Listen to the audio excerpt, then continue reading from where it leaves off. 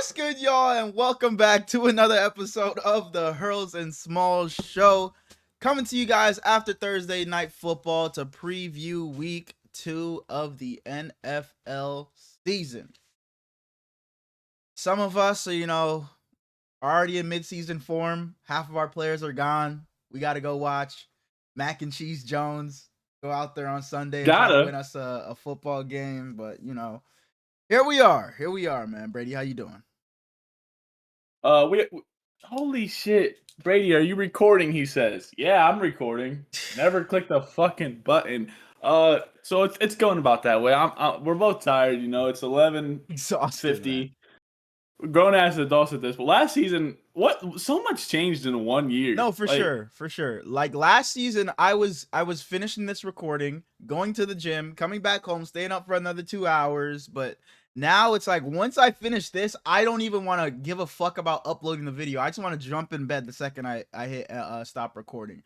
But now it's just such a drag to sit through and upload the video, make the timestamps, and then get in bed. Because last season, I had no problem doing it because I was going to be up for the next 4 hours regardless. So I sat here watching Mike stream, playing 2K as I made the timestamps or whatever. But now it feels like the timestamps takes forever. The fact that I just want to go to bed right after. So a lot definitely did change. It is what it is, though. We're doing it for the love of the game. We growing up, man. We getting old. Yeah, my brother tells me that every time. He said, "Man, you working a big boy job now. Like you're working the real hours now, where you were closing and shit before. Now you're having to wake up at 6 a.m., 5 a.m. and I'm feeling it, man. I'm not gonna lie to you. I'm feeling it. I've only been working this job for what, like 5 months now. It's like time is flying. Like it feels like I just started this job. But man, I'm already feeling it, bro. I feel like I have crazy bags now. I feel like I'm just always tired. And I feel like what made it even worse was the vacation, because I feel like when I was waking up for work and my alarms went off, I was just springing up out of the bed. Like I was perfectly fine, and I was falling asleep like at 10:30, 11. I was knocked out.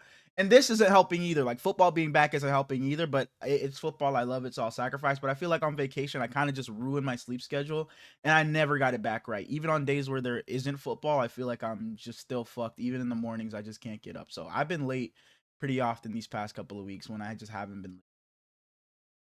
Yeah, it's catching up to me already. I can't imagine how I'm gonna be like 1 year into the job. There was like a 3-week stretch right before football came back where I was eating right. I was working out damn near every day after work, and I was like, I'm on this shit. That changed. It's just it's not even football's fault though, because like work it's my job's fault, but it's so hard to like. We need more hours. We need more hours in the day. For sure. But no, I feel life like is hard. Yeah, and I think that's what you're alluding to. Like it's hard when other people are there to like fucking, oh, let's just go grab this. Hey, grab this, grab this. Like my brother, he wanted to go to Olive Garden yesterday, and it's like, fuck, bro. I meal prepped my chicken already. I got my food made, so I know what I'm eating every day. I know how many calories I'm eating in a day. He's like, he hits up the group chat, yo, you guys trying to go to Olive Garden tomorrow? And it's like, and they got the endless pasta going on, so it's like, oh, I'm down. Let's go. So I know I just had 3,000 calories worth of food. And that same day before, I was on my lunch break.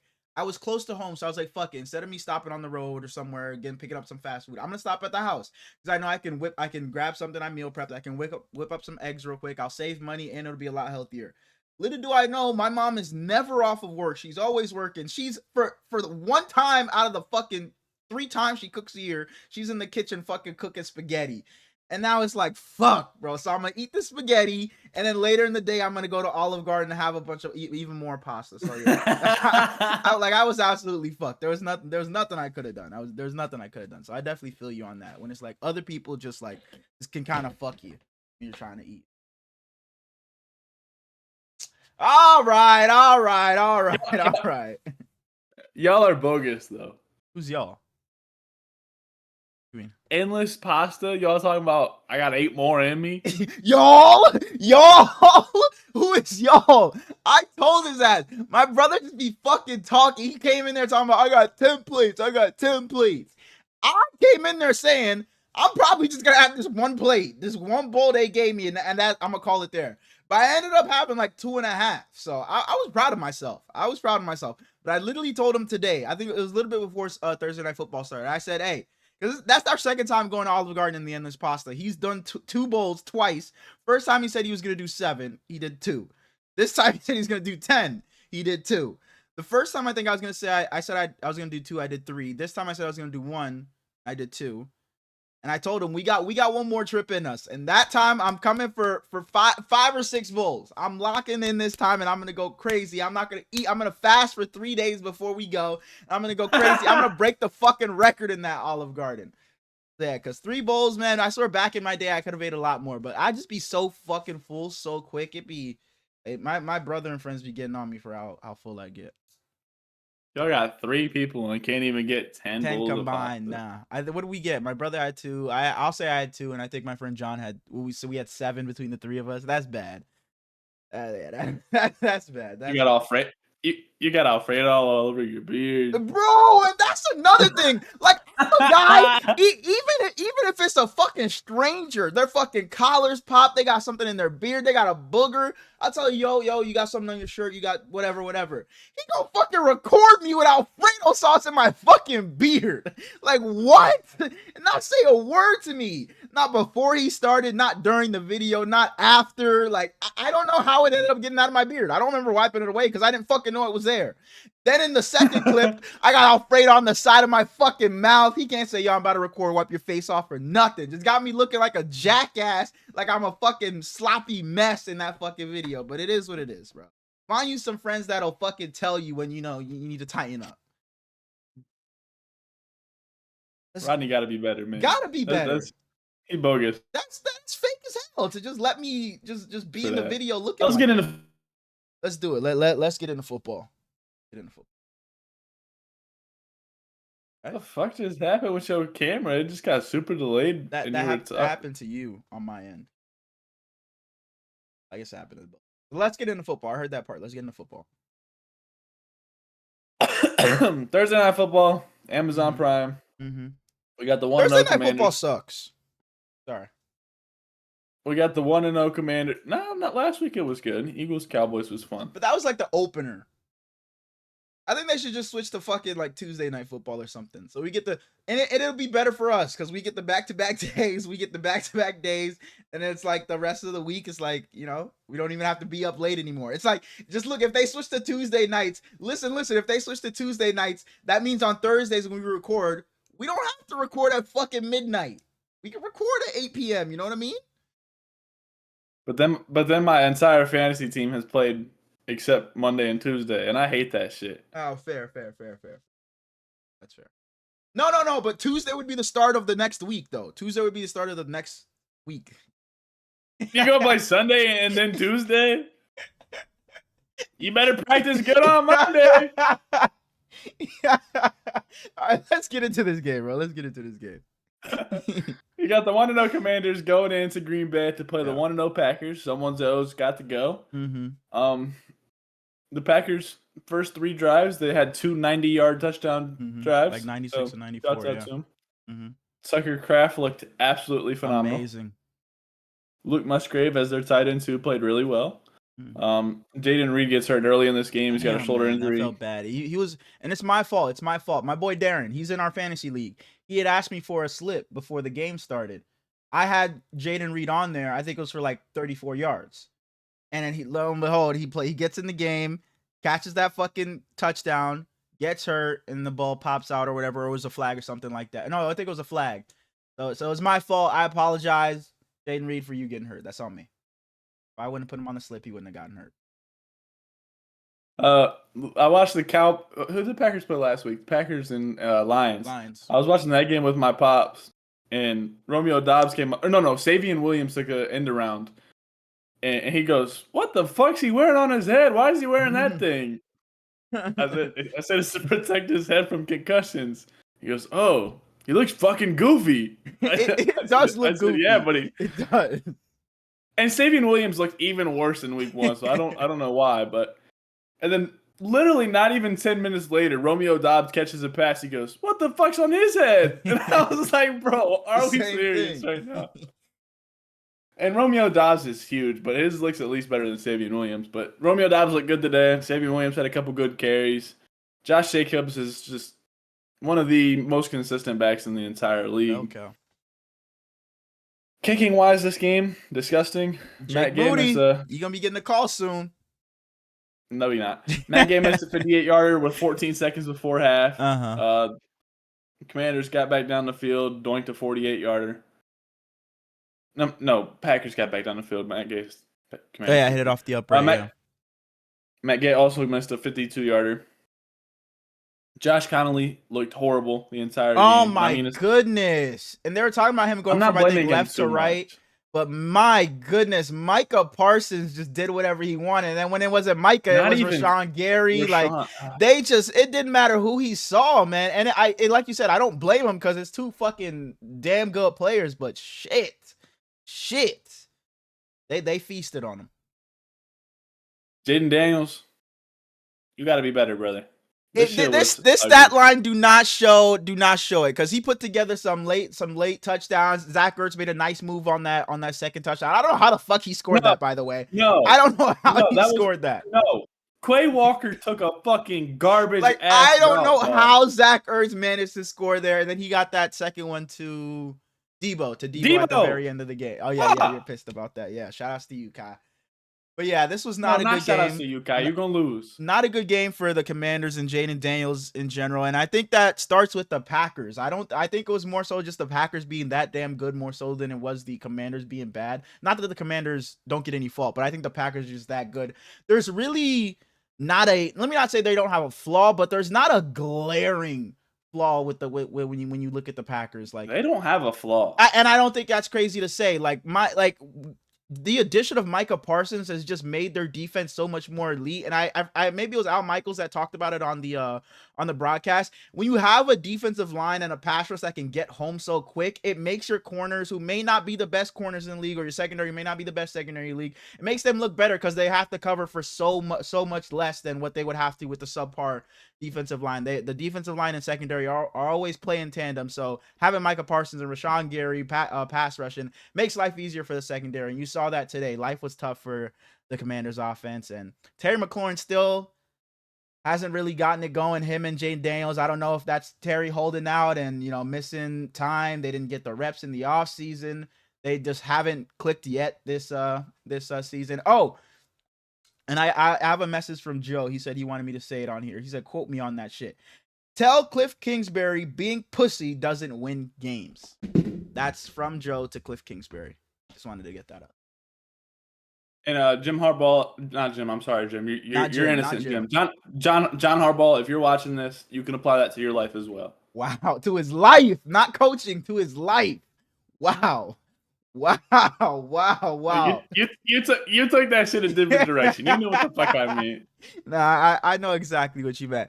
But yeah, looking at the Packers, man, they have to be the class. Let me not say the class of the NFC, but I just really don't see it at this point where you can even predict anything else but Eagles and Packers in the NFC Championship game at this point. They're head and shoulders above.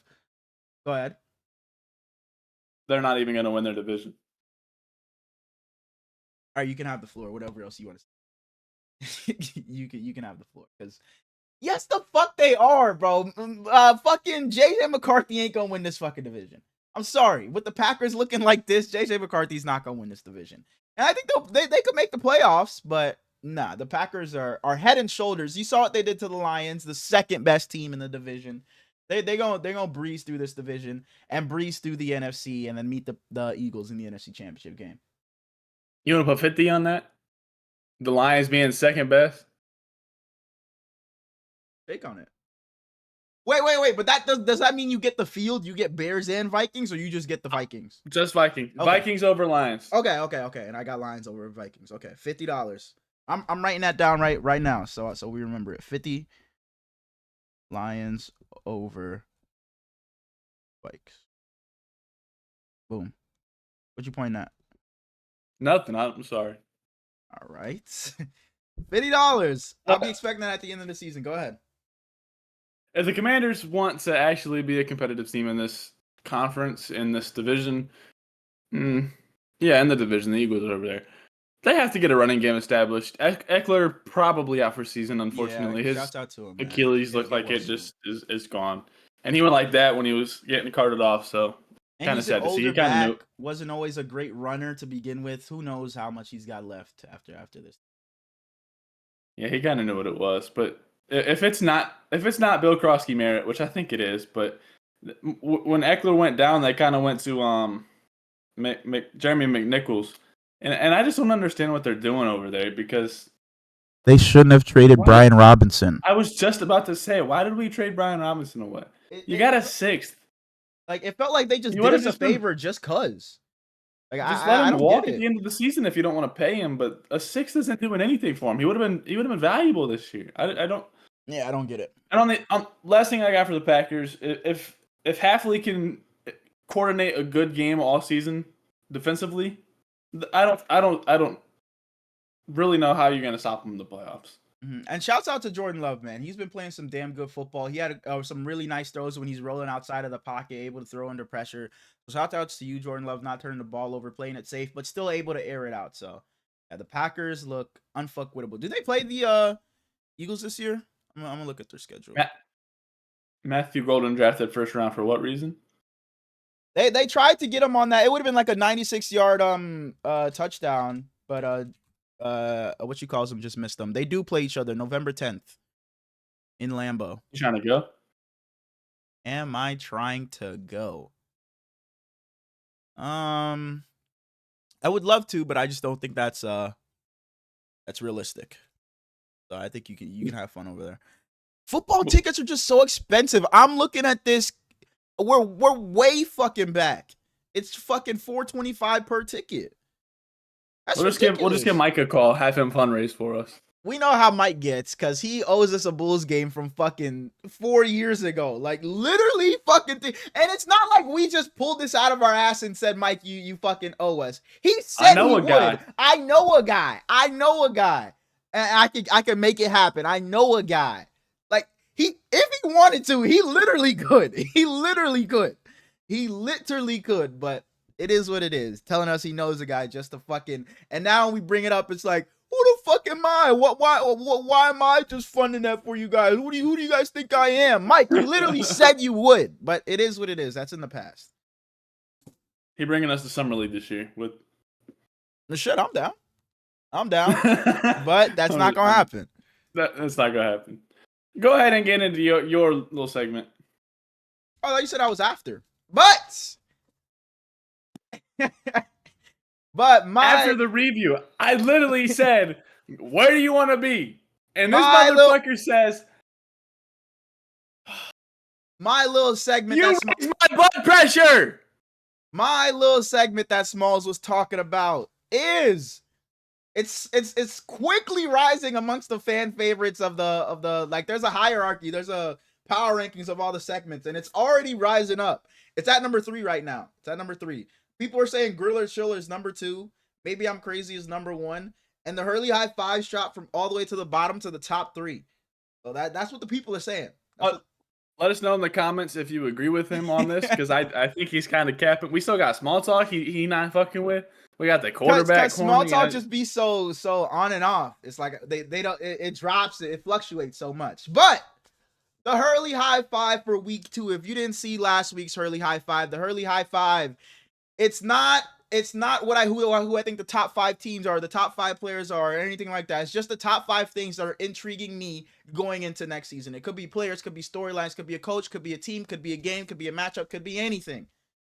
Starting at number 5 for week 2, I have the Giants quarterback situation specifically. Yeah. Just the quarterback situation. I want to see if Russell Wilson goes in there and plays bad. Do we see Jackson Dart get thrown in at halftime? Do we see him get thrown in at the second quarter? Or does Russ just keep the job? Does Russ play well against the Cowboys and we hold off Jackson Dart for another week? Russ saves his ass for another couple of weeks. Or is it like, nah, Russ, you're done. Let's see Jackson Dart. And if Jackson Dart comes in, what does he look like? So that's at number 5 for me. Number 4, he had to be on the list. I'm going to be watching every minute of the game. Mac Jones. What do you got? Mac Jones. I was a fan of Mac Jones in his rookie year when he was a Pro Bowler, but then it fell off of a fucking cliff. Mac, if there's even a 0.55 or 0.005 fan left in me of you, please show me why I have that left in me on Sunday. Please. We're playing the New Orleans Saints. Brock Purdy's out anywhere from 2 to 5 weeks. So please, Mac Jones, just keep us afloat. Just keep us afloat. I know you have it in you. You played some decent ball towards the end of last year with the Jags. You got BTJ his numbers. Maybe just get Ricky Pearsall his numbers. Please, Mac Jones. I'm excited to watch you. Let's see what you got. At number 3, your guy. I was talking to my brother about you yesterday. He was like, who is Smallz a fan of? He's a Vikings fan, right? I was like, yeah, he's a Vikings fan, but he's also a Lamar Jackson fan, but he's also a fan of anybody that plays for Ohio State. And I said, specifically, this is his guy. Justin Fields is at my number 3 spot. I want to see if Justin Fields can replicate what he did in week 1. Was week 1 just a fluke? Was week 1 just, oh, we don't know what we're going to see out of Justin Fields, so he was able to surprise that Steelers defense? Are we going to see the same connection between him and G5? So Justin Fields is at my number 3 spot. I hope you can replicate it, especially for my fantasy team because I got G5. Number 2, 2 teams in the same division. Didn't start off their season how they wanted to. Both 0-1, playing each other this week. I got the Lions and the Bears. I feel like there's a lot of things I want to see from both teams. I would like to see Caleb Williams show that Caleb Williams that we saw at the start of the game against the Vikings, because after that he completed like 44% of his passes. I would like to see him just, not just scramble around for 30 seconds just to dump it off for a 2-yard gain. I would like to see something develop down the field with Caleb Williams. Keep your eyes down the field when you're scrambling, please. And Jared Goff and the Lions offense just look competent, because my goodness, what the fuck happened in week 1? Jahmyr Gibbs 10 catches for 30 yards. Amon-Ra St. Brown was a non-factor. Jared Goff looked like Jared Goff. So please, Dan Campbell, show that you're more than just those 2 coordinators that you lost. And at number 1, I think it had to be, I got the Super Bowl rematch. I got Chiefs versus Eagles. The Eagles probably the best team in the league. The Chiefs coming off of a loss. I probably take the Eagles to win this game, but that means the Chiefs fall to 0-2. So I just don't know. If the Chiefs fall to 0-2, it feels like, ring the alarm bells, sound the alarm. It might be time to panic, especially if the Chargers go to 2-0, because they already have a win over the Chiefs and they're a game ahead and 2 games ahead of them. So I got the Chiefs and Eagles at number 1, and that rounds out my Herlys high 5 for week 2. I got the Giants quarterback situation at 5, Mac Jones at 4, Justin Fields at 3, Lions vs. Bears at 2, and Chiefs and Eagles at number 1. This segment confuses me. Am I supposed to do I respond? No, you can just sit there and vibe. It just kind of feels like respond? it's I mean, no. You could have interjected at any time. This is you're 50% of this. You know what? Fuck that. You're 55% of this. You could have interjected at any time. I don't know why I said that, but you could have interjected. You could have interjected at any time, and cut me off. Say what you got to say. What was the first one? The Giants quarterback situation. Oh yeah, I was gonna respond to that just to say Russ stinks, but other than that, no. All right.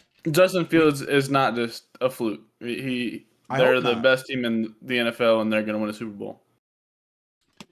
Moving on to our week 2 preview, starting out with the Giants heading to Dallas to play those Cowboys. I don't have a lot to say here. I think the Dallas Cowboys offense is just not going to be enough for the Giants to keep up with, whether it's Jackson Dart or especially if it's Russell Wilson. What I saw from them against the Packers, or not the Packers, sorry, I'm all over the place. The Commanders in week 1, putting up 6 points. Russ didn't do a whole lot of anything. I expect the Cowboys to blow the doors off of the Giants in this game. DaRon Bland is dealing with an injury, which scares me a little bit because I already hate this defense. Kyrie Elam didn't look very good week 1. Trayvon Diggs is a stud, but he's coming off injury still. I don't really know what to look forward to defensively, but lucky for them, they're going against the Giants. Malik Neighbors is absolutely incredible, but you got to get him the ball. Tyrone Tracy, Cam Scadaboo both look like shit. Pretty subpar. Yeah, I didn't want to say it, but yeah. Sorry to cut you off. Jaden Reed has suffered a fractured collarbone. He's headed for injury reserve and out for the foreseeable future. But they do expect him back this season. That's good, at least. Collarbones are scary. Big Star 123 broke his collarbone several times. Shouts out to him. we used to play football at lunch in high school, and we had to do break his collarbone because he dove for a football. When we played on pavement, by the way, and he all out dove for a ball. Just not worth it, because you're gonna catch that ball, we're gonna celebrate with you, and then you go back to fucking PE or to fucking math class right afterward. It's just not worth it. So yeah, he was out for the rest of our lunch football season. Moving on. Oh, what's up? What's up? One of my best friends broke his collarbone because he got flipped in a football practice. Like flipped over the offensive lineman's shoulders. Last thing I want to say about this game is can Javonte Williams look good against an actual defensive line? Because no Jalen Carter, the Eagles' defensive line. Seahawks at Steelers. Man, I liked what I saw a lot from Aaron Rodgers and the Steelers offense in week 1. Not so much the Steelers defense, but I don't think that's the Steelers defense we're going to see in this game. But the Seahawks offense just looks so pitiful against the Niners defense in week 1. And I think the Niners defense has improved, but I don't think we're as good as the Seahawks made us out to look. I think that was just a lot of Fred Warner and Nick Bosa just being the studs that they are. So I'm hesitantly going to take the Seahawks in this game, though, because I just don't think the Steelers are going to replicate what they did. I just don't see Aaron Rodgers being that good again. I don't see him throwing 4 touchdowns again. So I'm gonna take Sam Darnold and the Seahawks to get this done. I think K9 and Zach Charbonnet look a little better in this game. I would like to see K9 get a bit more involved early on, because there was a lot of Zach Charbonnet early in the game. Then K9 just got thrown in like the middle of the second quarter or something like that, and I was like, holy shit, he's playing. And I would like to see Cooper Kupp actually be a factor and not it just be the JSN show and no one else. Because if this offense is just gonna be JSN, the Seahawks are going absolutely nowhere. I like the JSN show. I didn't. He gave us like 130 yards. I did not. Yeah, and he almost got the dub. That's my guy. Almost is enough in this league, though. Yeah, because he got sold. It wasn't his fault. What are your thoughts on Tariq Woolen? He's gotten a lot of hate. Like, it's all over my timeline. It's on my TikTok For You page. I don't think he's great. Playing him 2 times a year and watching him 2 times, like, well, I watch him more than 2 times a year, but against the Niners 2 times a year, I don't think he's great. I think he fits your mold. He's a big guy, he's fast, but I just don't think his intangibles or his instincts are very good. Especially he showed it in the Niners game. That ball that Brock Purdy threw to Ricky Pearsall up the left sideline on that game-winning drive, it looked like Tariq Woolen just lost the ball.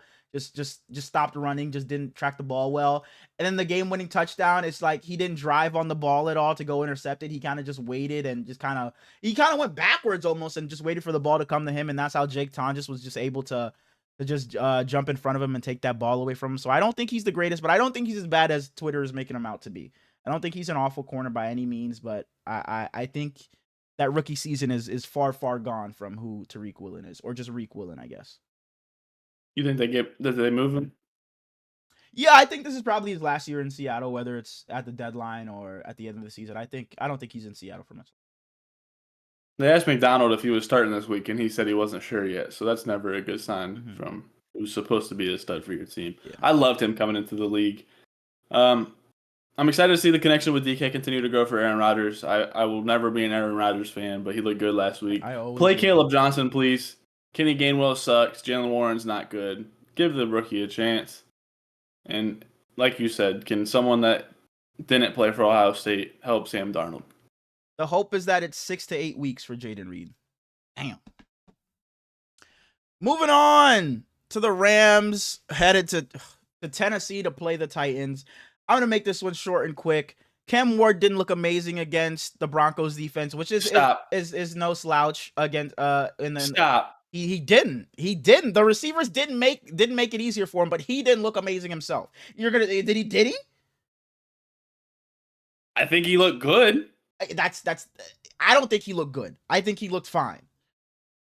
I think that he got a fucking potato call in place for him and no receivers on his for entire sure, team. for sure, for With sure. no blocking But if either. that And happened Tony against the Pollard looked like Broncos, shit. and now you're playing a good defense in the Rams, I'm expecting the exact same thing. I don't expect Cam Ward to come in this game and look great in this game either. I don't expect his receivers to look any better. And Tyler Lockett, who's fucking 55 at this point. Calvin Ridley, who I thought was going to have a huge bounce back season this year, but based off of week 1, I don't know what to expect anymore. Tony Pollard, I would like to see the Tony Pollard that we saw from last year. That surprised me a hell of a lot.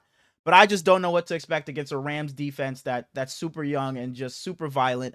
And then you talk about the Rams offense. I think they're just going to have a field day all over the Tennessee Titans. And I expect Puka Nacua to do exactly what he did in week 1, put up 100 more yards and just destroy the Tennessee Titans. This is going to be a blowout from the jump. A.O. Maynard had 7 targets last game for the Titans. I saw you pick him up in fantasy.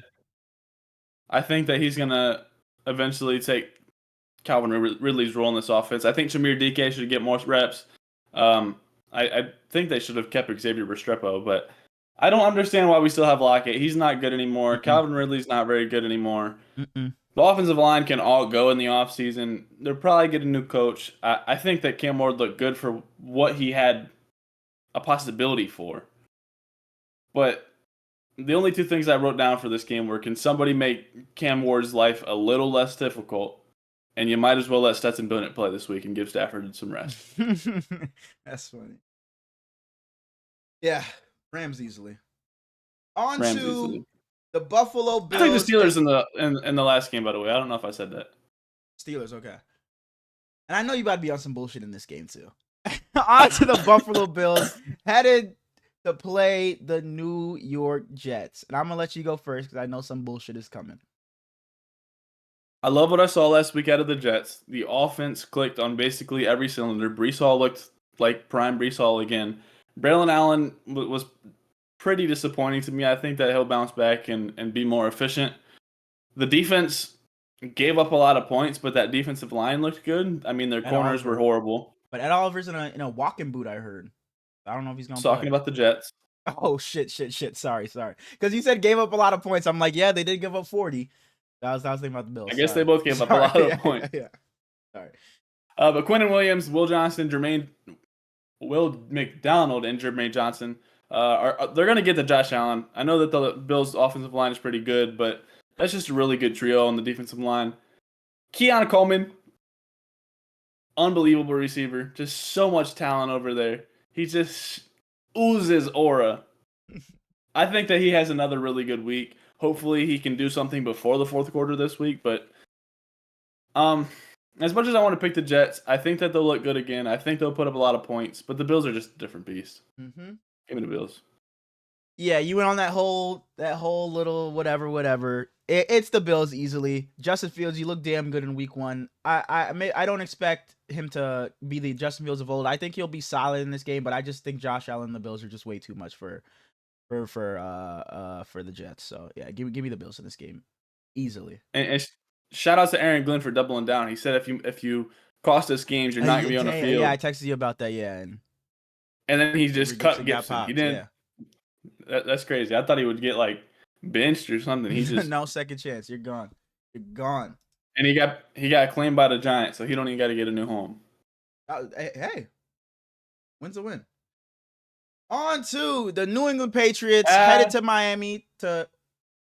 Is going to the Giants a win? Doesn't have to move, still has a job. You know, wins a win. The New England Patriots headed to Miami to play the Miami Dolphins. I'm not going to lie to you. Yeah, go ahead. I might pick against the Dolphins every week. I was just going to say, this game, just because of what the Dolphins did last week, and I want to watch Drake May and see what Drake May can do in week 2. Hopefully he looks a little better. He probably will look a lot better because it's the Dolphins. But this game may not get... It might be on the same thing that I was for week 1. I'll have this game out there in the living room. If I hear Tua throw an interception, I'll go out there and watch it. But other than that, this game probably won't get a lot of burn from me. Give me the New England Patriots in this game. Tua and the Miami Dolphins are going to have to show me... Like they're gonna have to do it for the entirety of the season for them to get anything positive out of me, because I'm fucking done with the Dolphins. So give me the Patriots. It's week 2 and we're having a players only meeting. Like that, and players only meetings. Like Mike Medeo's fired by fucking week 4. He's fired by week Who's 4. leading it? Who is leading a players-only meeting for the Dolphins? It's not like Jalen Ramsey's over there. I mean, maybe Minkah Fitzpatrick. Maybe he's the guy. Because maybe if Jalen Ramsey was over there, I could see him doing it. It has to be Minkah. Because if Tua's up there leading it after his ass was up in Indianapolis stinking it up, I'm not listening to a damn thing he says. I pray to God it wasn't Tyreek Hill up there, because I would have slapped the fuck out of him if I was a player. So I really don't know who's leading it over there. I have no clue. No clue who could lead a players-only meeting.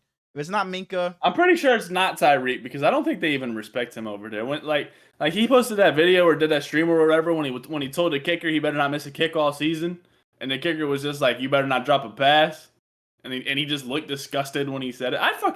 I've never liked Tyreek Hill, even when he was in Kansas City, but he's such a everything is allegedly, I guess. But when you have this many cases coming out against you, dude's a scumbag. I was, I don't know if you be on Snapchat, but on Snapchat, you go to the right, like where you're watching stories. It'd be a lot of like just fucking random famous people on the side. I saw Tyreek Hill. I was like, what is Tyreek Hill? So I clicked it. It was like today or yesterday. I clicked it.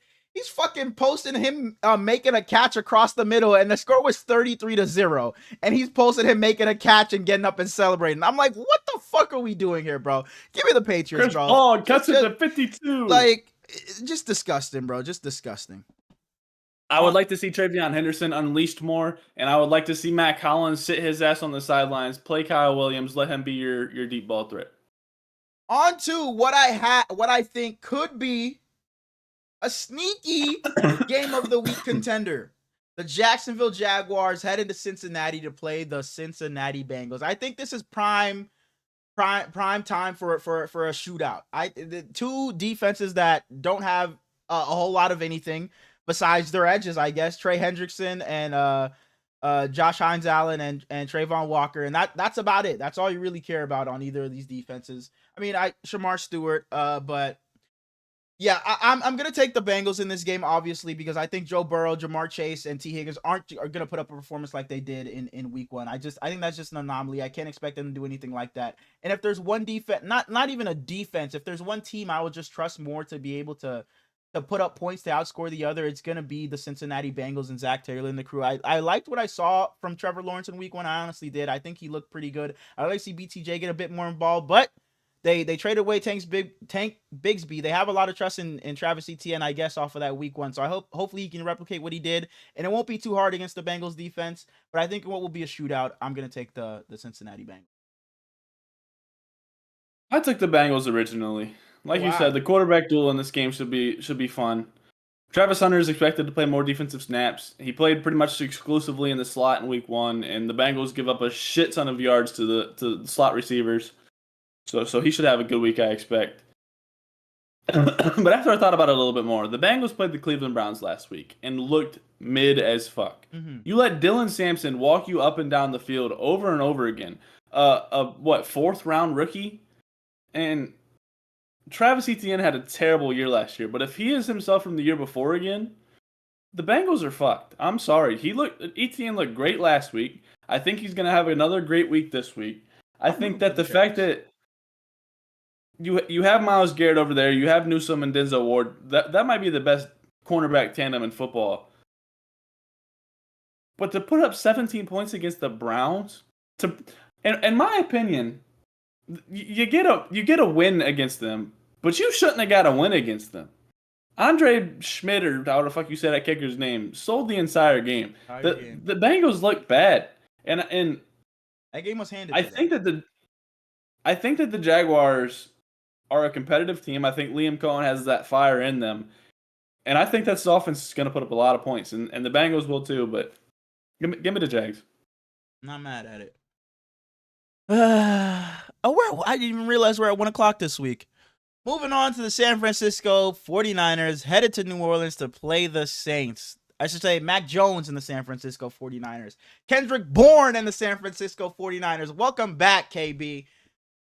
But I said it last week after this Brock Purdy news came out. Whether it was Brock Purdy or Mac Jones, I was still going to take the Niners in this game. I still think that we're the far more talented team. And I think Mac Jones can be competent. I know it was just preseason, but I think he looked solid in preseason, and all reports were that he was amazing in training camp as well. So I'm going to take Mac Jones and the 49ers to win this game. I like what I saw from Spencer Rattler, but I think that was Spencer Rattler against an Arizona Cardinals team who I'm not too fond of. Now you got Nick Bosa and Fred Warner and Deommodore Lenoir. I think that's going to be a lot more of a problem. So I don't think we're going to see him make those fake late comeback heroics like he tried to do against the Cardinals. I think it's going to be way too far out of hand. I think this should be a blowout, whether it's Mac Jones or whoever else under center. So give me the Niners in this game. CMC, I'm looking for you to have a better game on the ground because you weren't too efficient on the ground. And Ricky Pearsall, I hope you continue what you did in week 1. Not going to spend too much time on the Niners.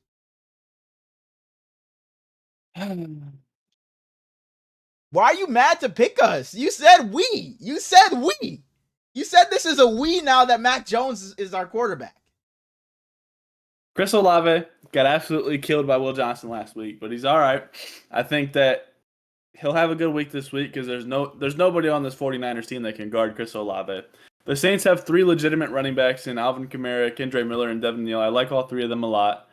It seems like Taliese Fuaga isn't going to miss any time with his knee injury he suffered last week. I've liked Spencer Rattler for years at this point. I think they made the right choice starting him.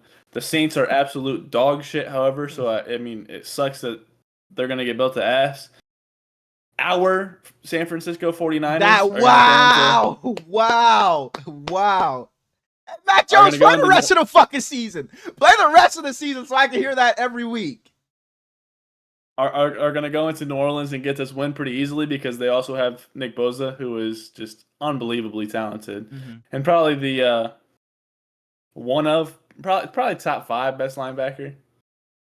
Maybe top 10. I saw a tweet today. I think I even reposted it. It's Fred Warner, then there's gaps. Then it's everybody else. Fred Warner's that fucking man. He's picking off Spencer Rattler. Nick Bosa's getting 2 sacks. 35-3 Niners. And Mac Jones continues. Say Brock Purdy's out 5 weeks. It's the Saints, it's the Cardinals, it's the Jags, the Rams, and the Bucks. I'm not gonna lie, Jags, Rams, Bucks might be tough to win with Mac Jones, but I think we can beat the Cardinals next week. It'll be tough, but I think we can beat the Cardinals. Yeah. Oh wait. So is next week not? That's not we. Wait, next week isn't we because I know Kyler and them is your boy. Okay, so would Jags be we against with Mac Jones under center? Yeah. Yeah, and the Rams would be too? You be rocking with us?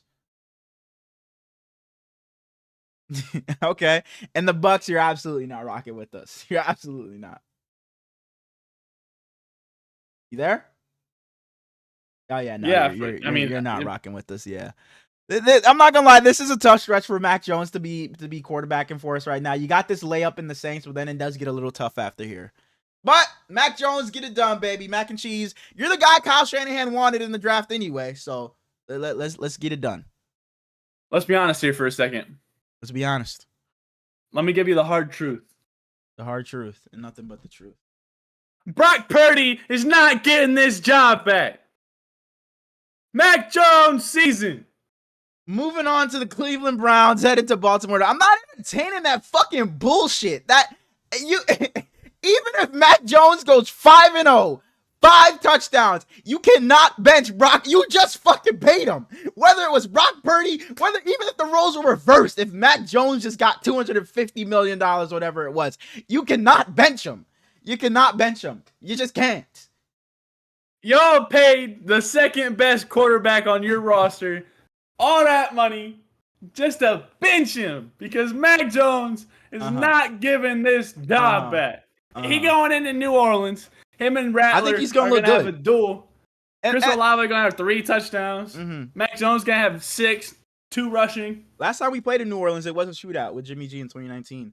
But that's the thing. I'm gonna be pissed because it's like I want Mac Jones to play well, but I know there's gonna be fucking idiots like you when Mac Jones does play well this week.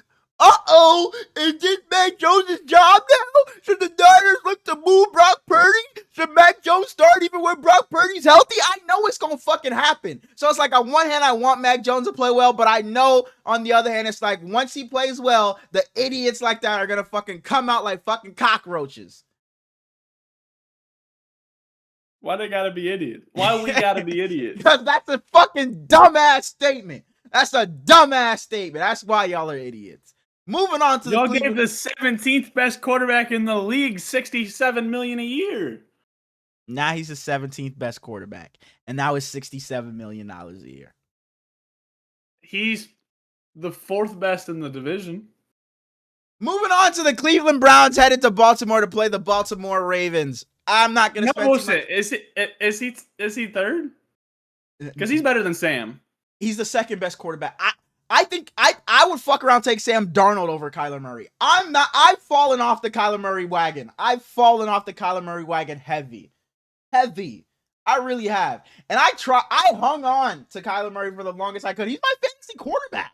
He's literally my fantasy quarterback in our league. Drop him then. Drop him. No, his rushing upside is what made me draft him. He's putting belts at ass next week. He's walking into week 4. He's walking into week 4. Against us. Oh, absolutely the fuck not. Absolutely the fuck not. He's walking into week 4, 3-0.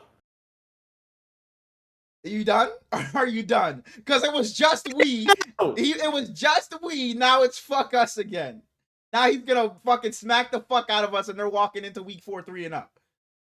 He's going 6-0 in his division. Brock Purdy's the 2nd best quarterback in the division. And ask me on the right day, he'll be the fucking best. Maybe behind Kyler. So Matthew Stafford just don't fucking exist. Who the fuck do you think Kyler Murray is? Who do you think Kyler Murray is?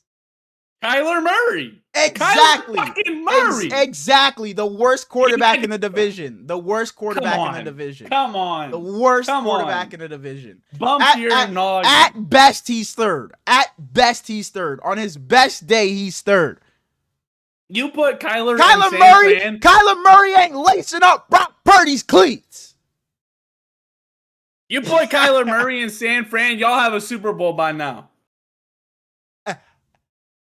Hell no. I don't think Kyler Murray doesn't change a damn thing. He makes us worse. We're not what the fuck? Because we get him instead of Brock Purdy, we win the fucking Super Bowl. Fuck no. It's only Matthew. Maybe if we get Matthew Stafford, we're Super Bowl champions. But Kyler Murray, the guy who can only play good football for 1/2 of the season, absolutely the fuck not. And it ain't the 2nd half of the season. It's only the 1st half. And then Call of Duty comes out and his ass is on TikTok fucking making cookie reviews and pizza reviews like he's fucking Dave Portnoy and playing Call of Duty. So I don't want that dude on my fucking team. Give me Brock Purdy. He was posting those reviews and he was playing good. So post more of them, Kyler. God damn it. Cleveland Browns at Baltimore Ravens. Give me the Ravens. I'm not spending time talking about Browns and Ravens. I would not want to be the team that has to play Derrick Henry after that fumble he had last week. Derrick Henry might go in there and have 1,000 yards just over this under game. 150. No, over under 125. Oh, shit. Never mind. We're both. Winshawn had a full practice today, so he should play this week. Does Rocket Sanders get a healthy scratch this week? If that's the case, I am fully off the Browns. They will piss me off because Jerome Ford looks like dog shit. Mm-hmm. Is Dylan Sampson still the bell cow this week? Should be, right? I don't think he's gonna be the bell cow. But he'll probably split it with Quinshon Judkins. But I don't think he'll carry the workload or anything like that. But in the end, it won't matter because the Browns probably don't score in this game. Jerry Jeudy plays for the Browns, so like they'll score at least 1 touchdown. Shit, maybe. I heard you on his ass in week 1, so maybe we'll see. Well, yeah, because he was bad, but he's gonna be better this week. And Grant Delpit said that Derrick Henry not even hard to tackle. Yeah, I saw that bullshit. I saw that bullshit. I saw that bullshit. So yeah, Derrick Henry's going for 200 yards on their stupid asses, and they're not scoring a fucking point. And somebody else, I think Jerry Jeudy said something about, what did he say? Jerry Jeudy said something about the Ravens too. It was some slick remark as well. I forget what it was, but the Browns in there talking shit like they those fucking guys, and the Ravens about to hang 40 on them. And Jerry Jeudy gonna get 7 back. So it'll be 40-7. Yeah, all right. Moving on to the Chicago Bears. Whoa. Does Zay Flowers look really good last week because he ran straight? Whoa. Fuck Zay Flowers. Is Mark Andrews still your tight end? Does Mark Andrews bounce back? Is he? He's not. Oh, he's not your tight end? No, he is. You're saying no.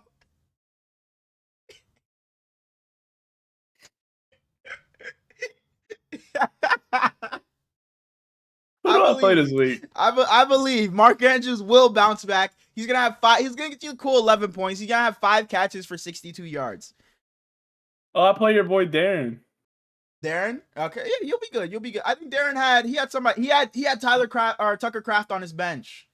I'm pretty sure Tucker Craft had himself a game. And he started somebody in this game. Who was it? Did he have Debo? He had fuck. I played Debo in 2 leagues, bro. 2 of my 3 leagues, I played Debo's bitch ass. But you were saying, what were you saying about Zay Flowers before we move on? Will he run straight again instead of doing all that side to side bullshit he likes to do? I hope so. I hope so. I hope so. And give me Zay Flowers for another game over 100 yards because he's on my fantasy team. If you had to bet 100,000 yards on Rashad Bateman or Mark Andrews this week, who are you taking? 100,000 yards? $100,000. I was like, what the fuck? Rashad Bateman. I don't know. I didn't see Rashad Bateman wasn't featured. Give me Mark Andrews. I don't know where Rashad Bateman was in week 1. Give me Mark Andrews. I promise you, he'll be better. I promise. I drafted the motherfucker in the 6th round. You deserve everything that comes your way. You deserve every, and keep him in your fucking lineup every single week. Because you deserve those 10 games where he has one fucking catch. You deserve every single one of those games. And in week fucking... It was bogus because we was top 2 in the league. So the rest of the league... Right. Get on their fucking asses. You let a dude that had Mark Andrews who had one catch for 5 yards be the second highest scorer in the league. Damn near the first. I only beat him by like 0.4 points. Not just had Mark Andrews... That's my 6th pick. 6th. Y'all bad. Y'all bad for real. Especially you, Kevin. Yeah, because I saw him. I was going to say something in the Discord when he was like, stop the count. I was like, fucking Smallz only had 2 players play. All of his players played Sunday night and fucking Monday night. So I was like, Kev, yeah, I don't know if you want to do this. And then, lo and behold, you went in there and whooped some ass. So, Kev, you deserve that shit talking. So, yeah. Don't let us two be in the Super Bowl. Don't let us make the league and then us just walk our way to the Super Bowl. So, I'd love to see some competition in the league. Please. Please.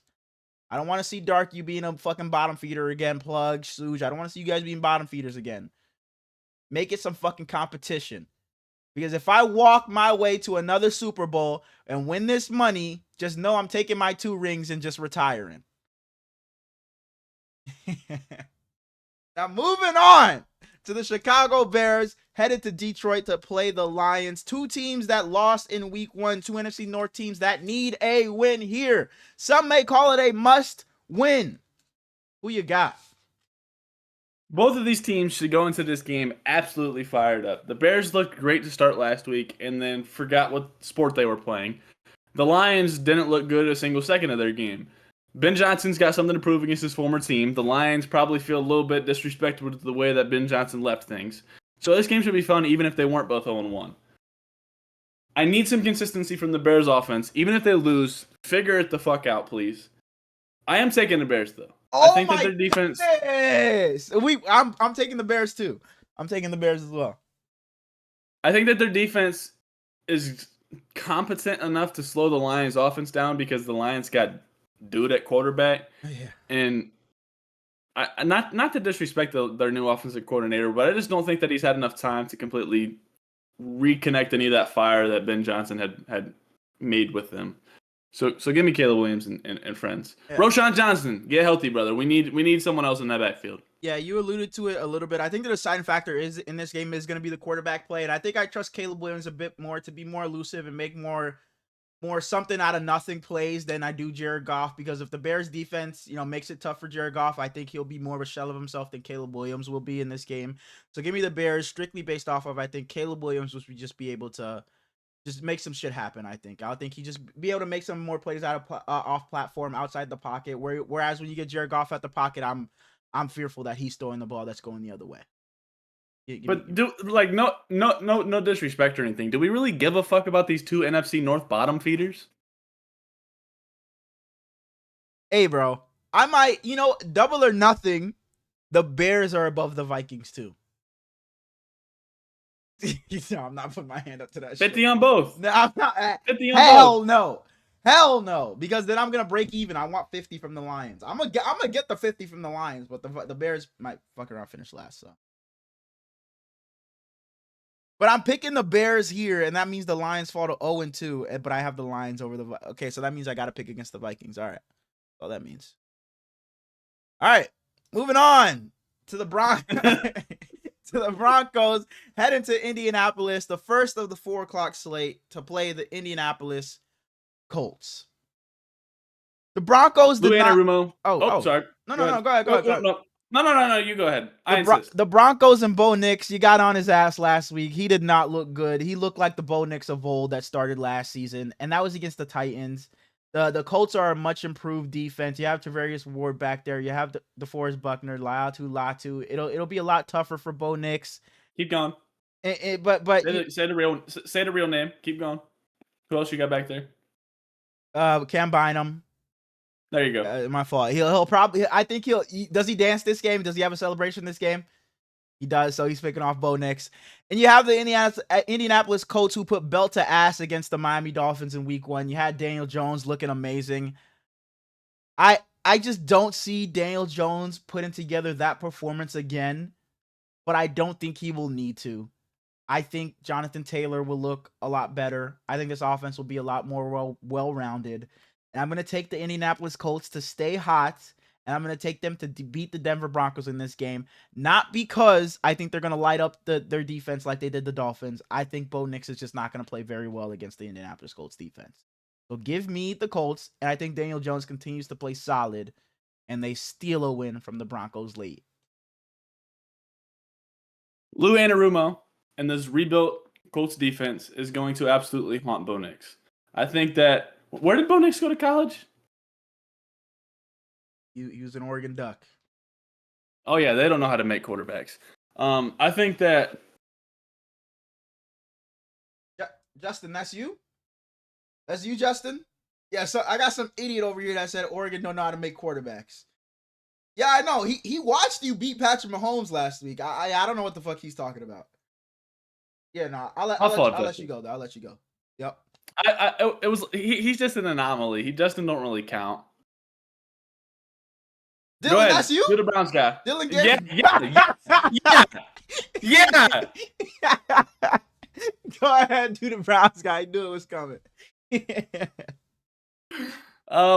I think the Colts defense is going to look good. I think the Broncos might have the best defense in all of football.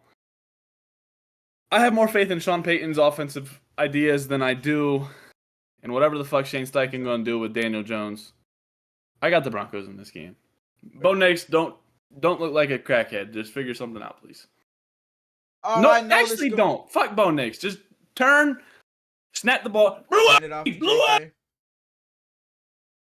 This is going to be a tough one for you. I'm already knowing. It's going to pull out your heartstrings. Carolina Panthers head to Arizona to play the Arizona Cardinals. Where's yours?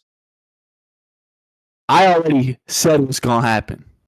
Oh, you did say he was going to be undefeated going into week 4. You did say that. He's walking into week 4. Okay, maybe back up. Maybe back up from the fucking mic.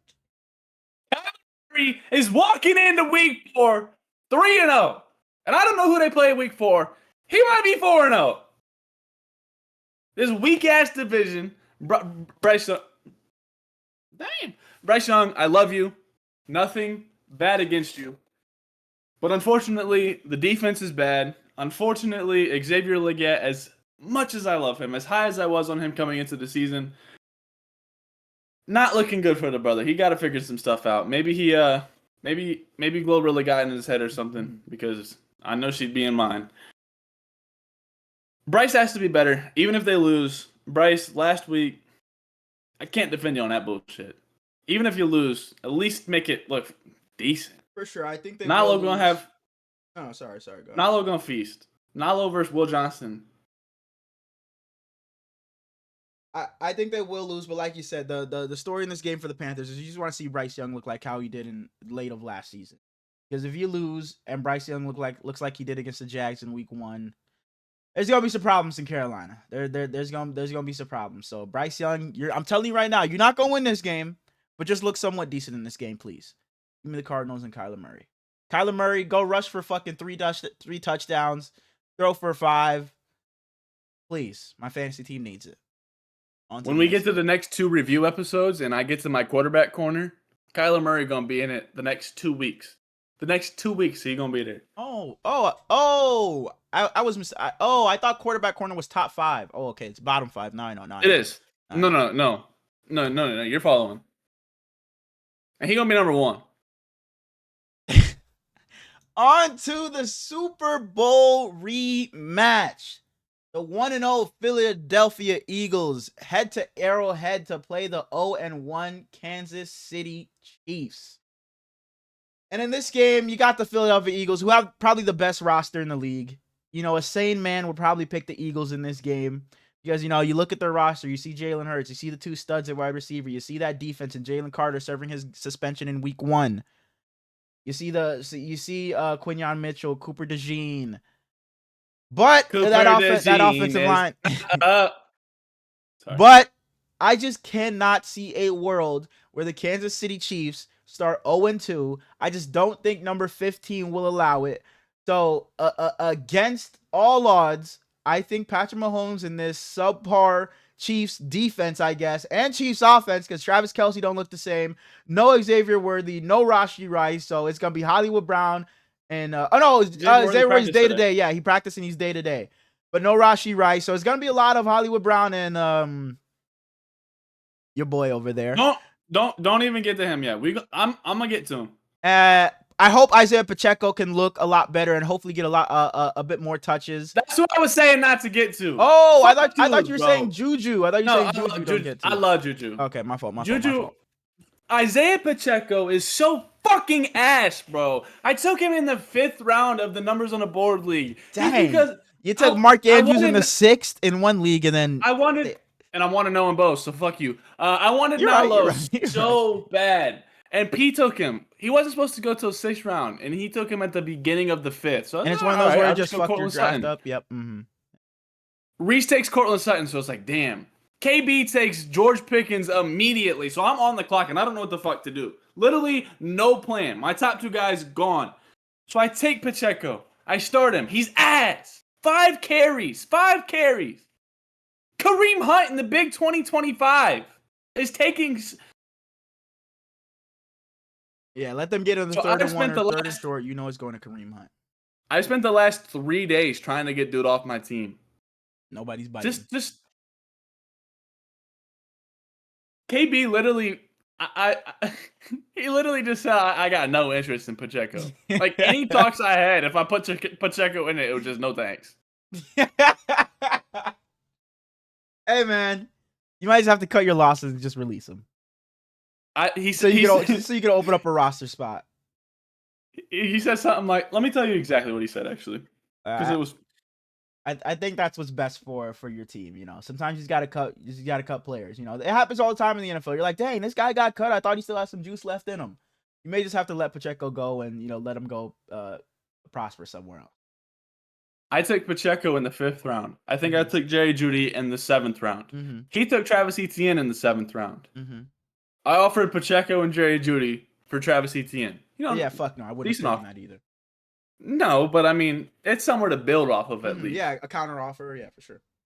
His response is, I got 0 interest in Pacheco, weak ass, not gonna lie. I responded to him with all these years of podcasting, and that's the most relatable shit you've ever said. He's just so bad, bro. But back to Juju Smith-Schuster. Come on, Juju. Have another good week. You looked good last week. Carry it on. You know, probably top 5 in the whole league at the receivers position, so that's fun. When was the last time the Chiefs went 0-2? If you had to guess. I'm gonna say 0-2. 2011. Just fucking 2014. Okay. It's the last time they missed the playoffs. And is that when they rattled off like 100 games in a row? Oh, missed the playoffs. Oh shit, never mind then. Never mind. They started 0-2, missed the playoffs in 2014. Was that the year they had like no receiver catch a fucking touchdown or something like that? I don't know. You're asking too far. My fault. But yeah, I just don't. When was the last time the Chiefs started 1-3? 1-3. That's because they play the Ravens in week 4. Oh, they're beating the Ravens. Oh my fucking god! Everything got to be a bet. $20. You're just trying to go broke, bro. You But gotta start saying no to drugs. But I just don't expect the Chiefs defense to put up a performance like they did against the Chargers, and they won't have to expect quarterback play like Justin Herbert. No shade to Jalen Hurts, but they just won't have to expect the quarterback dicing them up in the way Justin Herbert did when you're playing against a guy like Jalen Hurts. But obviously, you have Saquon Barkley back there and Jalen Hurts' legs, so you do have to game plan for that. But I think Steve Spagnuolo will do a better job than what he did in Week 1. I expect the Chiefs defense to look better, and I expect the Chiefs to pull out this win because I just cannot see Patrick Mahomes going 0-2. I think the Eagles win this game pretty easily. I ain't gonna lie to you. And it's not as crazy to say that because I can see a world where that happens, and I could see a world where the Chiefs just start, like you said, 1-3, and it's like, holy shit, this is it. But it's like, I feel like I felt that way for like last year and the year, maybe not this bad, but like I felt, a little down on the Chiefs the past couple of years, and it's like they've still been in the Super Bowl, so it's, I just think Patrick Mahomes just won't allow it to happen, and I think he finds a way to win this game. I think this also is another nail biter. I forget which other game I had, but I think this also is another nail biter, and the Chiefs win this one late. Give me a Harrison Butker field goal with 1:37 left. They might kick a field goal with 1:37 left, but it'll cut it to 17. Yeah. $10? Absolutely not. Put your fucking hand down. On to the Atlanta Falcons. Oh, no. Pick 'em. Pick 'em. Pick 'em. Waiting all day for a Sunday.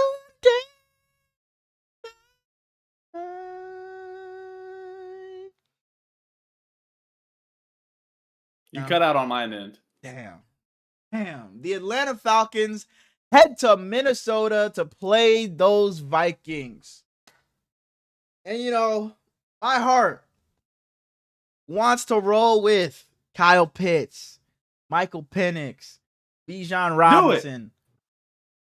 I cannot do it. Maybe if they were in Atlanta, I would feel better about this. But the Vikings have one of the best home field advantages, and it's in prime time. So there's just no way I can pick the Falcons in this game. And from what I saw from J.J. McCarthy late in that game against the Bears, you're playing against a worse defense than the Falcons. I think he'll look a lot better from the onset. I like Michael Penix, so I'm sad to pick against him and have the Falcons start 0-2. But I just think that defense is going to be too much for Michael Penix and the Falcons offense. So give me the Vikings to win this one. I mean, not say pretty handedly, but I think it'll be a comfortable win for the Minnesota Vikings. Brian Flores will make it tough for Michael. Speaking of J.J. McCarthy, how the fuck did he win Offensive Player of the Week? How the fuck did he win Offensive Player of the Week? He had one good quarter. One good quarter. It was like 14 for 23 or some shit like that. 140 some yards. And like, how the fuck did he win it? How? It is what it is. The real story. Kirk Cousins is home. He's going to have a chance to get his revenge in this game. They gave him all that money to come to Atlanta. He's going to walk into Minnesota, and I don't know if he'll have the best game ever, but he'll probably, put up decent stats, give him a fighting chance. And then he's going to turn off his Xbox and go to the real game. Yeah, you're a dickhead. His ass stinks. Stand on that sideline. He was good to start last season. He started damn good, and then he just fucking. Who was that against? Was that against the Bucks or whoever it was against? Where he just looked like a jackass, throwing some stupid ass interception. He had a 500-yard game last year. Yeah. No, it wasn't against the Bucks because they beat the Bucks twice. So I don't know who it was against, but he had that game where he made some nasty throws. Damn. Kirk Cousins. Sounds about right. Sounds on brand. Kevin O'Connell is going to absolutely shit on this Falcons weak-ass defense, so give me the Vikings by at least 10. Jordan Mason, make that case. 15. And Jordan Mason, just know if you're consensus top 15 back, like you're authorized to come on the show. You have to. Like by the end of the season, if everybody's saying, "Oh, Jordan Mason top 15, top 15, top 15," I said it first, so it's like you have to. It's part of your contract. Read over your contract. It's in the contract. You have to come on the Herlys Smallz show if everybody's saying you're top 15. And you probably already think you're top 15, so that means you got to come on now. So whenever you're ready, we're here. Moving on to this bullshit that Roger Goodell wanted to fucking give us. 2 months. I hate when they do this shit. Even if one starts at 7 and 7:30, even if they don't start too late. But 7 and 10 p.m. We not fucking recording till fucking 12:30, fucking 1 a.m. This is some bullshit. This is some absolute fucking bullshit. Fuck you, Roger Goodell. But on to the first of the Monday Night Football games. We have the Tampa Bay Buccaneers heading to Houston to play the Houston Texans. And this Texans offense was not good last week. Granted, it was against a Rams defense that is very good. But the Buccaneers offense, we know they can be super productive. They're playing against a tough defense in the Texans. But I think I'm just going to roll with who I trust a bit more, and that happens to be Baker Mayfield and the crew. Emeka Egbuka looked good in week 1. I expect Mike Evans to get to look a lot better in week 2. I expect Bucky Irving to look a bit better in this game as well. And the Buccaneers defensive line is gonna live in the Texans backfield, and I think that's gonna be the deciding factor because we know that Texans offensive line isn't great, and the Bucks did a great job at stopping the Falcons run game last week in Atlanta. So I'm gonna take the Bucks to win this game, and I think it's gonna be strictly because of the trenches. So give me the Bucks to win this game. CJ Stroud, I'm sorry, I had you guys winning the division, but you're starting 0-2. So good luck. The Texans have a lot to figure out. That's not even a question. It's objective. Mm-hmm. Tampa isn't the team you want to have to do that against. Mm-hmm. Can Emeka Egbuka keep up his start? Can he be consistent in what he's doing? This game has the 5th best quarterback in all of football on it. But unfortunately, give me the team that employs Rashad White. Justin, did you get traded to the Bucks or Texans? No, you still on the Chargers? You said 5th best? Yeah, number 5. Okay, continue. I did. You weren't listening. I said, give me the team that employs Rashad White. Oh, I heard that bullshit. So we're both so Texans start 0-2. Damn. Moving on to the second. Now here goes Mr. Top 5. The second of the 2 Monday Night Football games starting at 10 p.m. EST. Roger Goodell. The Los Angeles Chargers head to Vegas to play the Raiders. And from what I saw in week 1, sorry, I saw you open your mouth about to say something. From what I saw in week 1 and what they're able to do to the Kansas City Chiefs, I don't think the Raiders offense looked very good in their first game against the Patriots. And I think it'll be a lot tougher to look good against the Chargers defense and Jim Harbaugh over there. But I think Justin Herbert and that offense and Quentin Johnson, if he can keep this up, maybe not catch 2 touchdowns every week, but if he can keep this up and be a serviceable option next to Ladd McConkey, Keenan Allen looks like he still has some juice left in the tank. I expect Omar Hampton to look better. Najee Harris maybe don't even get a carry this game, but I expect the Chargers to win this game, and I expect their defense to be able to hold down the Raiders, and I think the Chargers move to 2-0. Pete Carroll had a quote come out today that said he has no fond memories of Jim Harbaugh. Because he whooped our ass. The Seahawks killed us all the time. He owned us. I don't blame him for saying that. I think the Raiders' offense looked decent last week. You said they didn't look great, but I mean, that was fine. Brock Bowers didn't practice today, so that's kind of scary. Michael Mayer got a lot of snaps. Maybe he'll do so again. They love him over there. They love Michael Mayer. As much as I want Geno to ball out this week, I just don't see an avenue where they upset the Chargers. I think that Jesse Minter and Greg Roman are it might be, now that the Lions are done, might be the best coordinator duo in the league. Is that crazy to say? Robert Saleh and Clint Kubiak. We have Clay. I think we have Clint. Clint Kubiak is the Seahawks. So we have Clay. So Clay and Robert Saleh. Yeah, give me Jesse Minter and Greg Roman. So Dan, what Quentin Johnson are we getting? I hope it's not going to be week 1, but I just hope he's reliable. I just hope he's not doing no bullshit ass fucking drops. If he can just be reliable, that's all the Chargers need. Because you have Keenan Allen, you know he's sure-handed, and you have Ladd McConkey, we know who he is. But you're picking the Chargers, and you also pick the Chiefs to lose. So the Chiefs fall to 0-2, and the Chargers move to 2-0.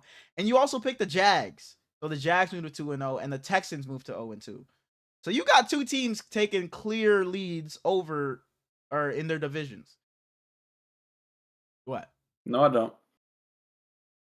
Oh, because you took the Chargers Broncos. ain't winning my. You took the Broncos. You took the Broncos. I got the Broncos winning the West. But no, that's not what I didn't mean. Like in the end, but I just mean right now. Yeah. Right? So it's like, do the Texans catch up to the Jags if they're 0-2 and the Jags are 2-0? And do the Chargers or do the Chiefs catch up? They already have a win over the Chiefs, and the Chargers are 2 games above. I don't think the Chiefs won their division. That's fair. That's fair. But yeah, that's the last game. Oh, sorry. Go ahead. I have been a Najee Harris believer since we started this podcast. Wrongfully so. No, rightfully so, because he was a dog in Pittsburgh. But Najee, go ahead and be your best self and hold that water bottle at the correct angle for Marion Hampton to get hydrated properly. Anything else? That's it. All right, small stock market. Mm-hmm. Week 1, I had 7 guys. Solid. I would say I was a 4.5 out of 7. I missed on Jerry Jeudy. He wasn't bad, but it was all right. And I missed on CJ Stroud. This week, I got less of like obvious guys. I don't have any Buckeyes. Thank you. Starting off with a man that's starting 3-0 on the season. A man that everybody should be buying stock in because he's probably the 7th best quarterback in football. I got Kyler Murray. Walk off of this fucking camera, bro. The 7th. I think that he's going to absolutely embarrass the Panthers this week. I think that the world is going to, jump back on the Kyler train. Hopefully the wheels don't fall off the bus this year, but Marvin Harrison should have a good week. Yeah. Next up, on the same team, I have Trey Benson. James Conner is getting old. I think Trey Benson was 8 carries for 62 rushing yards last week. That's phenomenal averages. They said before the season started that they plan on using him more, and I think that it's just going to continue to happen until we're getting pretty close to evenly split because I think Trey Benson is very talented. Next up, I have DJ Moore. I don't think it can get any worse than last week. Yeah. DJ Moore had so many different routes where he was open and just was an overthrow. Yeah. I want DJ Moore back with Justin Fields so bad because they were amazing together, but it's not going to happen. Caleb Williams just has to figure out that too because that's a real quarterback over there as well. DJ Moore just has to figure it out. No, Caleb Williams has to figure out how to get DJ Moore involved, and I think he'll do so this week. Next up, I have a combo. You picked them to win this week. I have picked him in fantasy I have picked him in fantasy every year since he was drafted. This is the first year where I finally started to fade him because it was like my glorious King's not starting. We're bringing Daniel Jones' little weak ass over here to quarterback. I know who it is. I got Michael Pittman. Yep. And Tyler Warren. I think that people are already high on Tyler Warren, but I think he's easily tight end 1 this week if Brock Bowers don't play. Yeah, well, that's soon George Kittle. That's with Tucker Kraft dropping 27 today. Tyler Warren doing more, and I know there's no chance in hell he watches. But Austin, producer for the guys, my guy, he's in our fantasy league, and I've been bugging the shit out of him trying to get Tyler Warren. He not budging? No. Like, he indulges in my bullshit, but then it's just like he declines. Does that Tyler Warren package happen to have Isaiah Pacheco in it? Absolutely. Then Austin, I don't blame you. Isaiah Pacheco, I think, was offered to 5 different people in that league. They all said no. Strictly because they all looked at it and laughed. You might have to cut him, bro. You might just cut your losses and just pick someone else up, bro. He's negative aura on my roster. He brings the vibes down. He's a locker room cancer. However, I offered Pacheco and Javonte Williams to Mike for Alvin Kamara, and he said, "Let me think." He said, "Let me think." Catch Mike at the right time. He might just do some shit. Just do it, just to do it. I'm not gonna lie. I would throw in Chris Olave just to get off. I hope he clicks to accept. But like, that gives me Kamara and Derrick Henry as my starting backs. That's fun. That's fair, yeah. Next up, you're gonna be proud of me. Ricky! I have defensive players. Defensive players. You're not gonna guess either of them, but like, how often do you hear me talk about defense? I'm an offensive first type of guy. The day you have an offensive lineman. I know you feel about them. You have an offensive. Shout out Taliesin Fuaga. Yeah, okay. Defensive players, who you got? Oh, Diamador Lenore. Not his little weak ass. First up, I got Dio Odangbo. Mm-hmm. He played 82% of the snaps for the Bears in Week 1. He came over from the Colts. He played first 4 years in the Colts. I think the Bears gave him like 4 years, $62 million or something. He had a I don't he had a sack last week. He had a nice game. No, last season he had a really big game last season. I think it was. He's playing on opposite of Montez Sweat. Montez Sweat looked like shit last week, but I think that Dio is going to have a good week against the Lions that hasn't really figured things out yet. So give me him. And last up, this one might be a miss, but I have Donovan Ezeraku.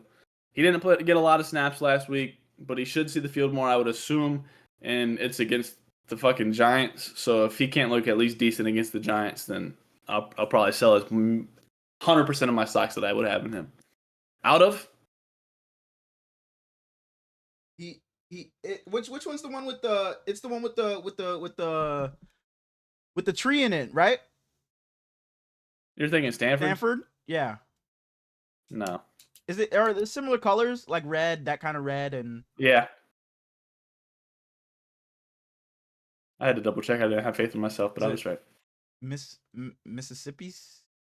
No. BC. BC, Boston College? Yeah. I would have never got there. Do you have any other names in your bag from Boston College? Because usually I just give you another guy that went there, but I don't have anybody else in my bag. Boston College, like not even basketball. I feel like that's one you hear pretty often. I feel like there's gonna be some notable guys. Let me look it up. NFL players. That's all I got though. I think the last thing we have football wise to get into. Wow. That's who I was thinking. Matt Ryan was the guy who I was thinking about. But AJ Dillon, Zay Flowers, Matt Milano. About it. John Bosa, father of Nick and Joey. Nobody talented that went to Boston College. Fuck Matt Ryan. Fuck. Harold Landry. Harold Landry's a dog. Zach Allen, Luke Kuechly, Matt Hasselbeck. They got some talent over here. Shout out to Boston. Matt Ryan is one of my all-time least favorite football players. Really? Why? I don't know. I was a Matty Ice guy. Justin Simmons. I didn't like him. Jay Raji. I think it was because like my best friend growing up was a Falcons fan, and in the Super Bowl he was busting Tom's ass, and Tom was my guy, and then we just shit on him anyway. On his stupid ass for sure. One of the most heartbreaking Super Bowls of all time, and I wasn't even a fan of the Falcons. I remember sitting in my bed getting texts from everybody like, "Ha, Patriots are losing." I was a diehard Tom fan. Ha, Patriots losing. What's up with the Patriots? Just getting dogged on. Mm-hmm. Game ends, not a single person text. All those messages just. That going to school the next day, it's like, what the fuck did we just watch? No way, Tom. I know I wasn't fun to be around that day after. Because I was gloating to everybody. I was pissed. I was absolutely pissed. Because obviously, if you weren't a Patriots fan, you were a Patriots hater when they were, winning the Super Bowl. So I was pissed going to school the next day. We were over at a friend's house, and it was like 5 of us and his parents. We were all going crazy that the Falcons were doing it.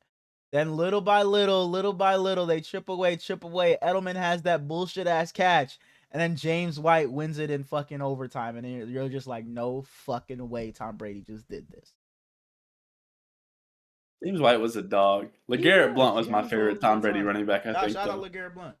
Yeah, they always had some Sony Michel, just some random fucking mediocre ass running back that Tom Brady just made look better than Sony Michel. Georgia. Oh yeah. With like who do you go to school with? Same time. Quarterback? Like, are you asking who his quarterback was? Same position. Same room. Oh. One of the best NFL running backs as we were growing up. I think. Let me. Todd Gurley? Hell yeah, hell yeah, hell yeah, hell yeah. I had no clue Todd Gurley went to Georgia. I can't even envision that. I don't even see it. Yeah. Todd Gurley, Georgia. Oh. Yeah. I've never seen him in a college jersey. Shouts out to Todd Gurley, man. Those couple of seasons, man. Melvin Gordon was supposed to be one of them ones too, man. He had an amazing rookie year. He was supposed to be one of those ones. Out of? Shit. They all went to Georgia? I have no clue where Melvin Gordon went. Big Ten. That means nothing to me. Nothing. You gotta lock in, bro. You gotta lock in. Give me a player that went to Melvin Gordon school. Johnny Davis. Johnny Davis, like the basketball player. You're gonna have to give me another one. Give me another basketball player. Give me another basketball player. Oh, what is his name? Frank Kaminsky. Oh, he was a Badger, so JJ Watt. Wisconsin. All right. Also Russell Wilson. Okay.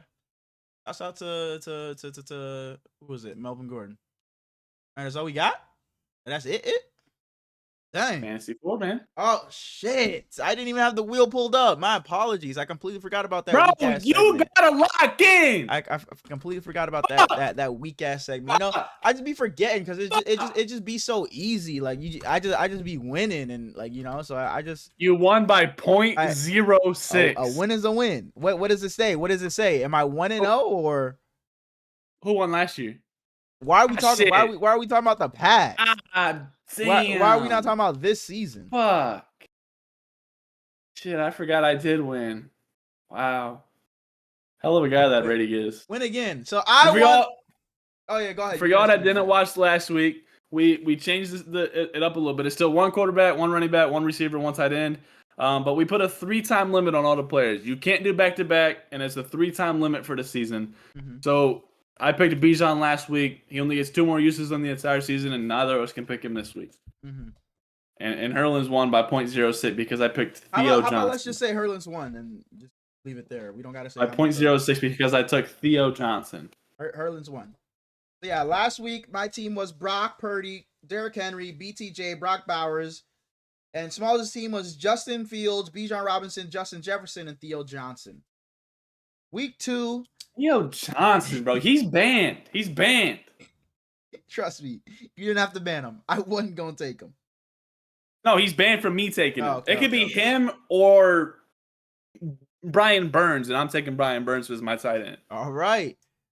Spinning for myself, since I won, I will go first this week. I am landing on the NFC West. Wow, at the NFC West.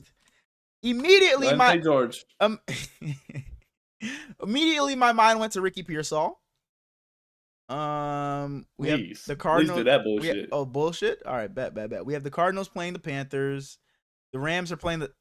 Okay, give me Puka Nacua. Give me Puka Nacua as my wide receiver, and it's one quarterback, one receiver. Holy shit! One quarterback, one running back, one wide receiver, one tight end, 4-man fantasy. Spinner for Smallz. I already said that. You just don't be listening. Oh, my fault. I really don't. You got the. Y'all see who I be working with? The NFC North. The NFC North. So I have Justin Jefferson. You're gonna use him again. No, you can't do back to back. Oh yeah, I was gonna say that's one time left for the rest of the season. So I can do DJ. I can do.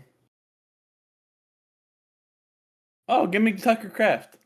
Shut your fucking mouth. Shut your mouth. Let me get give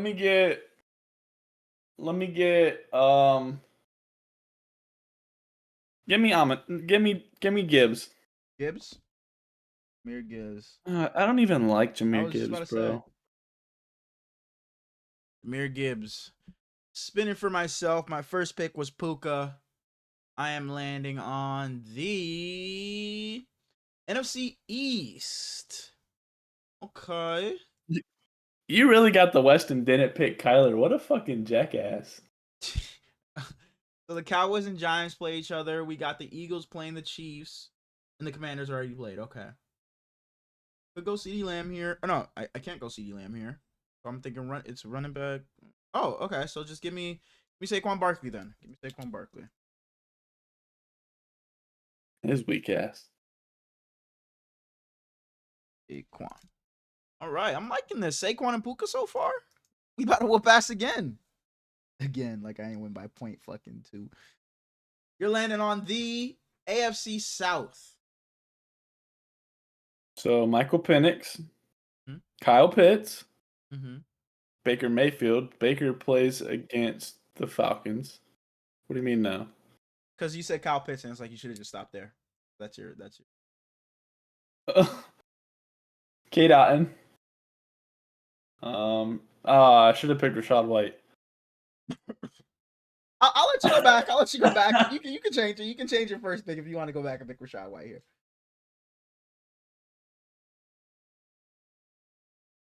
Do I do the goofy ass shit? Yes. NFC South. What's goofy?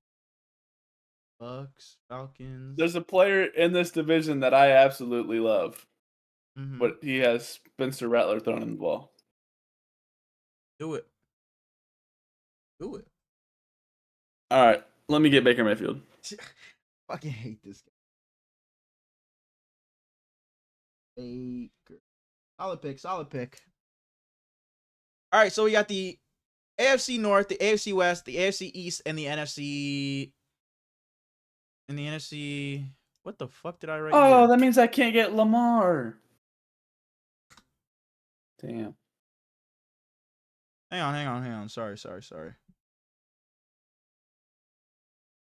Here you go. I tweaked. Sorry. This is the so I got the AFC South. Sorry. My apologies. So I got the Texans playing the Bucks, the Jags playing the Bengals, Titans playing the Rams, staying away from there, and the Broncos. I need a quarterback and a tight end. Ugh. Saving tight end for last is a bit of a risk. That jumper's so broke. I'll put $1 billion on me versus you, though. Give me Trevor Lawrence as my quarterback. I'm taking the risk here. I'm saving tight end for last. Dude's like T-Law over the 5th best quarterback in football. Comment. AFC North, AFC West, and AFC East left. You're getting the no. Well, you already took quarterback. The AFC North. Well, I'm gonna put his name in. Let me put his name in.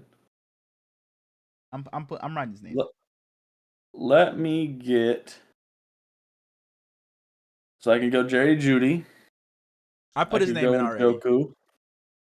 I could go Zay Flowers. I put his name Mark in Andrews? already.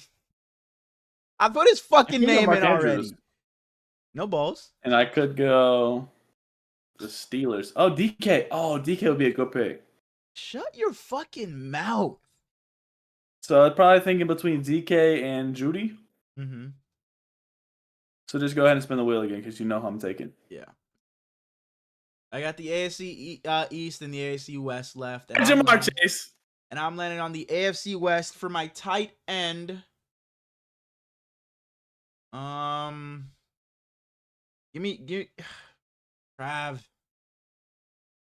I said the Broncos for the last division. I just realized it was the Colts. But I could have took Tyler Warren because I was looking at the fucking Broncos instead. But for my tight end from the AFC West, give me Michael Mayer. Give me Michael Mayer. I'm expecting no Brock Bowers. Give me Michael Mayer. Laughing at that? You got the AFC East. I got the AFC East. I got the AFC East. So you know I'm not going Hunter Henry because he stinks. I don't think Mason Taylor is established enough to take him. Jeremy Ruckert had 2 catches last week, so I could go him. Jeremy Ruckert out of Rutgers.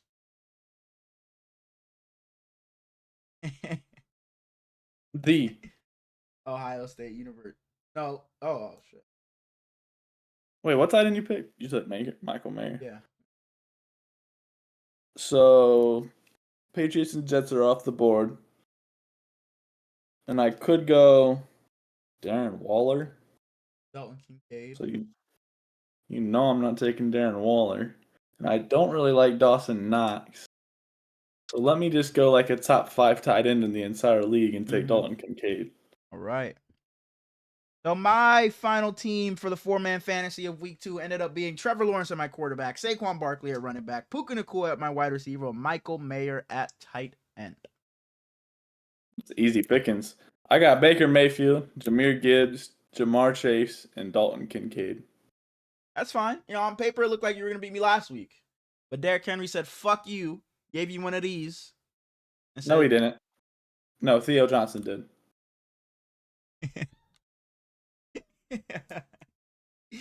We appreciate y'all for watching and listening. I tried, guys. I tried. No. Don't lie to them. This motherfucker, before we started, said, I hope there's not small talk because I'm ready to go to bed. And we're at fucking an hour and 40 minutes. We appreciate like an hour and a half, actually. We appreciate you guys watching and tuning into another episode of the Herlys and Smallz show. Be sure to like, comment, and sub if you haven't already. All the socials in the link in the description. Enjoy week 2 of the NFL season. Stay safe. Be good people. And we see you guys next time. Love y'all.